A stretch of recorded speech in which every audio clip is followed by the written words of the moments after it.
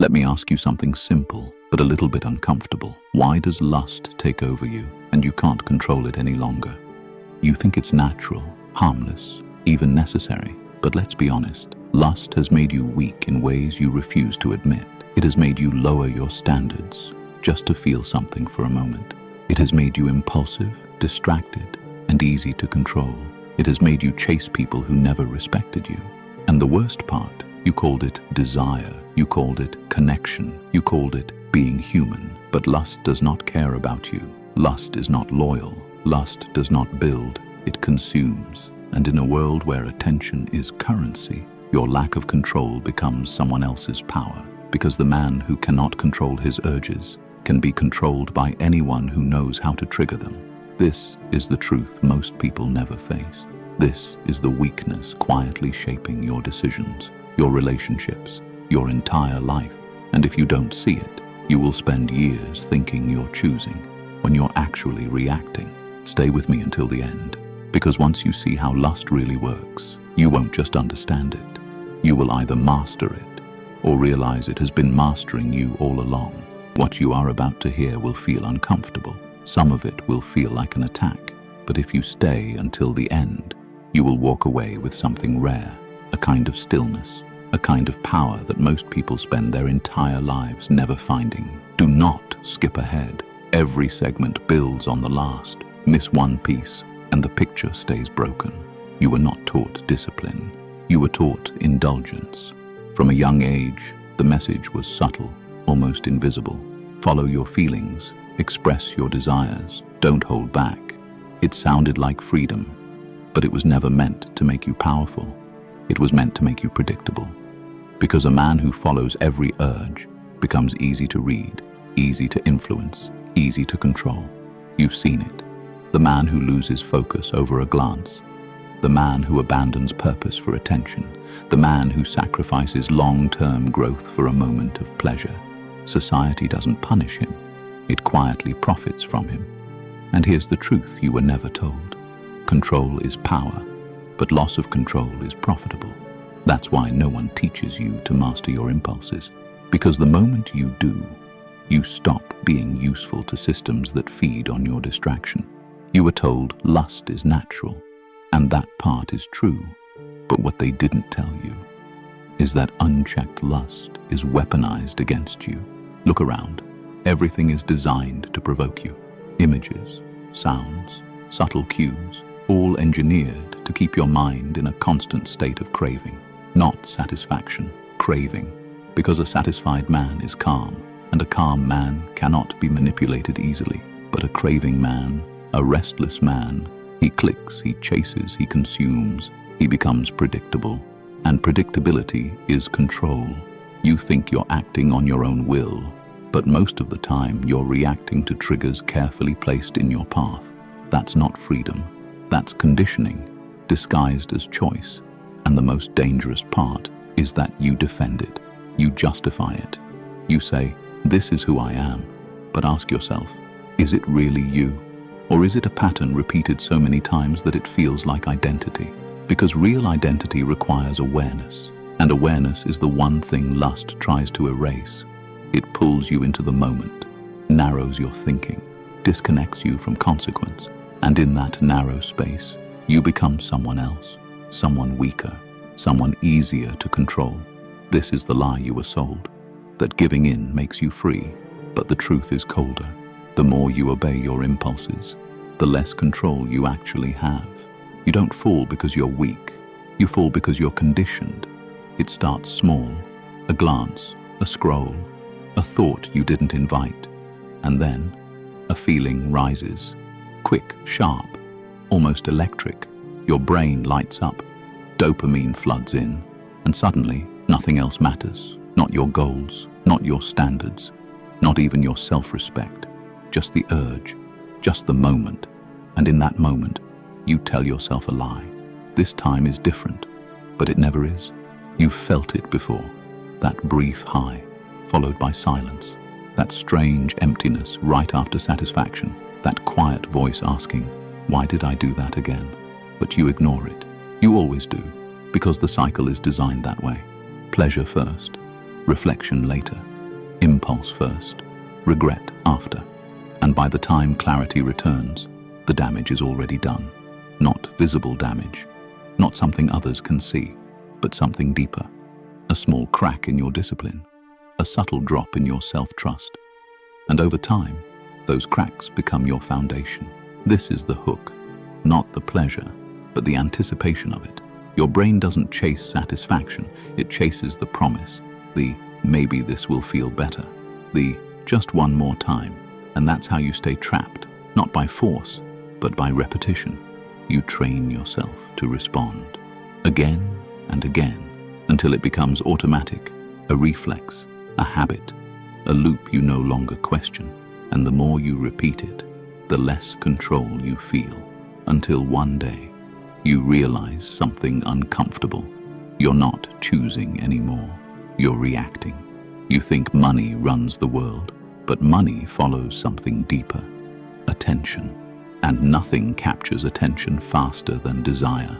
Not logic, not reason, not even fear. Desire is immediate. It bypasses thinking and goes straight to reaction. That's why it's valuable. That's why it's exploited.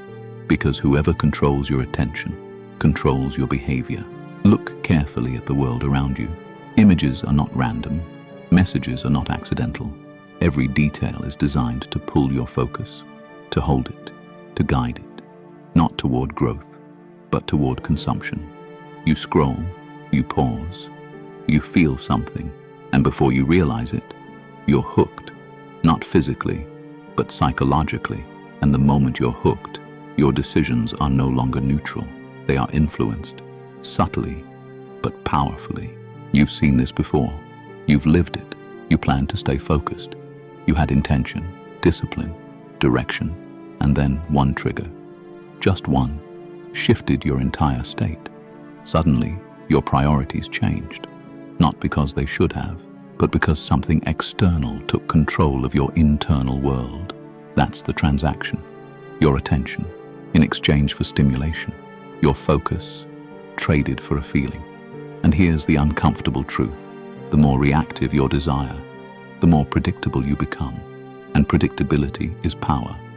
But not your power. It's power for the one who understands your patterns better than you do. Because once your triggers are known, your behavior can be guided, not forced. Guided. Soft control. Invisible influence.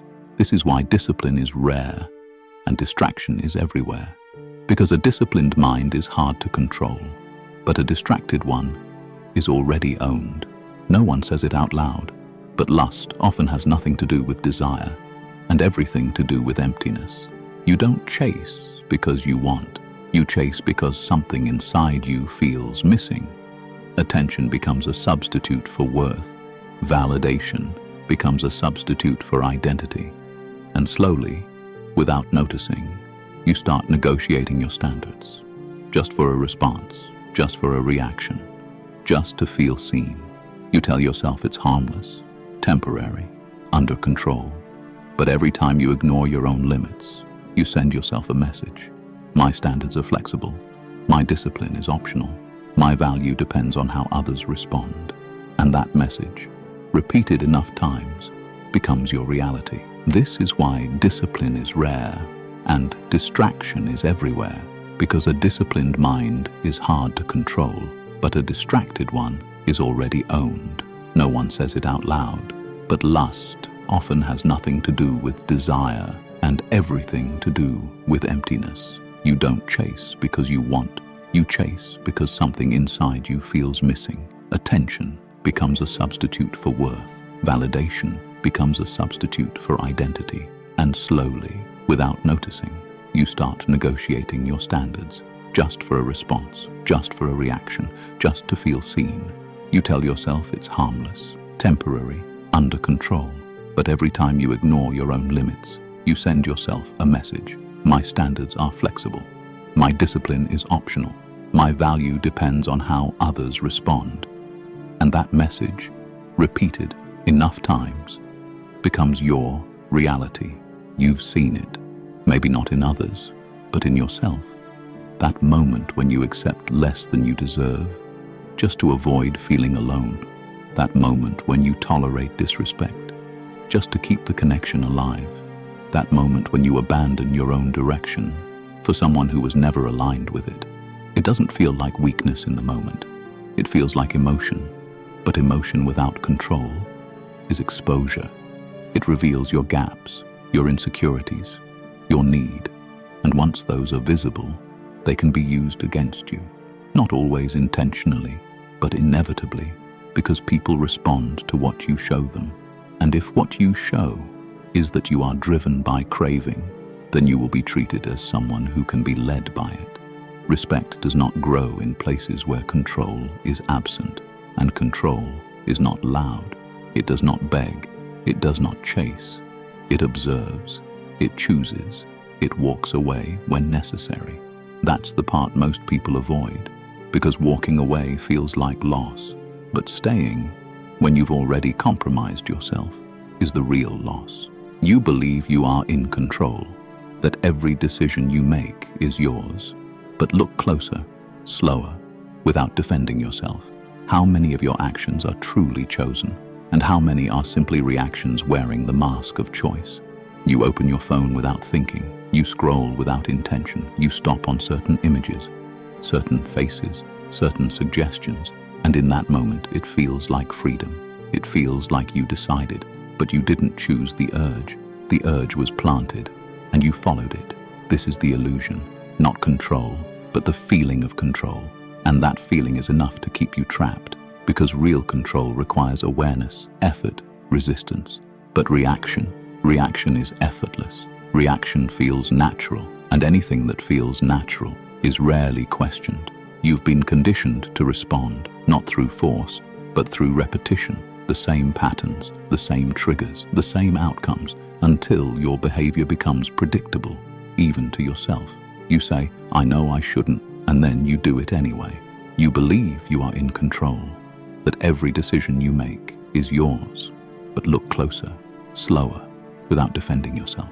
How many of your actions are truly chosen, and how many are simply reactions wearing the mask of choice? You open your phone without thinking. You scroll without intention. You stop on certain images, certain faces, certain suggestions, and in that moment, it feels like freedom. It feels like you decided, but you didn't choose the urge. The urge was planted, and you followed it. This is the illusion, not control, but the feeling of control. And that feeling is enough to keep you trapped, because real control requires awareness, effort, resistance. But reaction is effortless. Reaction feels natural, and anything that feels natural is rarely questioned. You've been conditioned to respond, not through force, but through repetition. The same patterns, the same triggers, the same outcomes, until your behavior becomes predictable, even to yourself. You say, "I know I shouldn't," and then you do it anyway. That is not freedom. That is programming. And the most dangerous part is that you defend this programming as personality. You say, "This is just how I am." But that's not identity.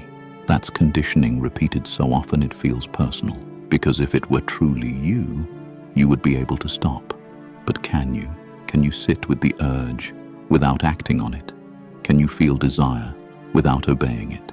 Can you choose stillness when everything inside you demands movement? If the answer is no, then the truth becomes uncomfortable. You are not in control of your choices. Your impulses are. They don't speak much. You rarely notice them, but they are always watching. While others chase, react, and expose themselves, these individuals remain still, not passive, not weak, but controlled. They feel the same impulses, the same urges, the same pull, but they do something most people cannot. They pause. That pause is everything, because in that space between impulse and action, power is decided. You've seen this before. Maybe you didn't recognize it. The person who doesn't rush to respond, the one who doesn't seek attention, yet receives it, the one who walks away without explanation and becomes more respected because of it. It feels mysterious, unreadable, almost intimidating, but it's not magic, it's restraint. Because when you are not controlled by your desires, you become difficult to predict, and what cannot be predicted cannot be easily manipulated. This is why silence carries weight. This is why distance creates value. This is why those who do not chase often attract, not because they are superior, but because they are not leaking their power through constant reaction. Meanwhile, most people reveal everything: their interests, their weaknesses, their needs, all exposed through impulsive behavior.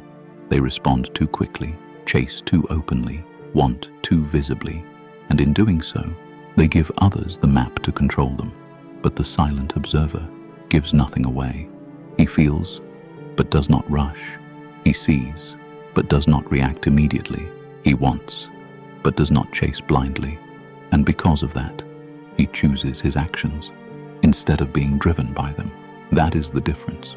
One is controlled by desire, the other uses it without being owned by it. Everyone teaches you how to chase. No one teaches you how to step back, because withdrawal looks like weakness at first. Silence feels like loss. Distance feels like rejection. And the mind, addicted to stimulation, starts to panic. It whispers, "You're missing out." It pushes, "Just check one more time." It fears, "What if they forget you?" But that fear is the exact proof of your dependence. You've been trained to believe that constant engagement equals value, that if you're not present, you're irrelevant, that if you don't respond, you lose control. But the truth is colder and far more powerful. Constant presence does not increase your value. It exposes your need, and need, when visible, weakens influence. You've seen this pattern. The more available someone is, the less they are respected, the less they are desired. Not because they lack worth, but because they reveal a lack of control.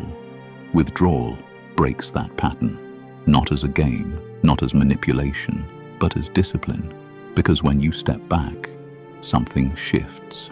At first, discomfort, restlessness, silence that feels heavy, but then clarity. You begin to see what was controlling you. You begin to notice the triggers, the patterns, the impulses that once felt automatic. And for the first time, you are not inside the reaction. You are observing it. That distance creates awareness, and awareness creates choice. This is where power returns, not in chasing harder, but in needing less. Because the one who can walk away, the one who can sit in silence, the one who can feel the urge and not obey, that person is no longer controlled. That person becomes dangerous in the quietest way, because now they decide when to engage and when to disappear. You don't destroy desire, you refine it. Most people make the same mistake. They think control means suppression. They try to kill the urge, silence it, escape it. But desire does not disappear. It waits, it hides, and when it returns stronger, more aggressive, more demanding, because anything you resist without understanding eventually overpowers you. So the goal is not elimination. The goal is direction. Desire is energy, raw, unfocused, powerful, and like any force, it either builds or it destroys. In its uncontrolled form, it pulls you outward, toward distraction, toward validation, toward temporary satisfaction. But when controlled, it turns inward. It sharpens focus, it fuels discipline, it drives creation. You've felt this shift before, even if only briefly. That moment when you resisted the urge and instead did something harder, worked longer, thought deeper, moved with intention. There was tension, yes, but there was also clarity, strength, a quiet sense of control. That's the transformation. Instead of reacting, you redirect. Instead of chasing, you channel. Instead of leaking energy, you contain it. Because every time you control the impulse, you reinforce something deeper than discipline. You rebuild trust in yourself, and self-trust is the foundation of power. You stop questioning your decisions. You stop negotiating with your weaknesses. You stop needing external validation because your actions become aligned with your standards. This is what most people never reach, not because it's impossible, but because it requires discomfort, consistency, and brutal honesty. You must see your patterns without excuses. You must face your urges without immediately obeying them. And you must choose long-term strength over short-term relief, because in the end, the man who controls his desire does not lose it. He owns it. Lust never leaves you. It simply waits for moments of weakness. You can ignore it, distract yourself, pretend you've moved beyond it. But the truth is quieter, more honest. It lives inside you, always, not as an enemy, but as a test of awareness, a test of discipline, a test of who is really in control. Because there will always be a moment when you are tired, distracted, emotionally exposed.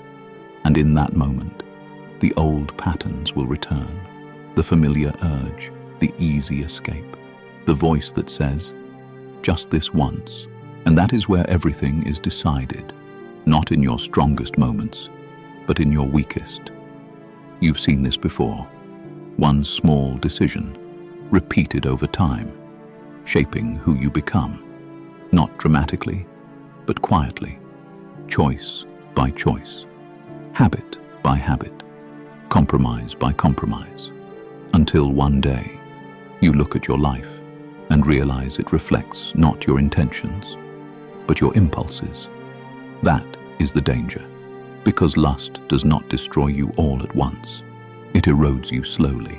It weakens your standards, blurs your focus, disconnects you from your purpose, and it does it so subtly that you don't notice until the damage feels normal. But here is the final truth.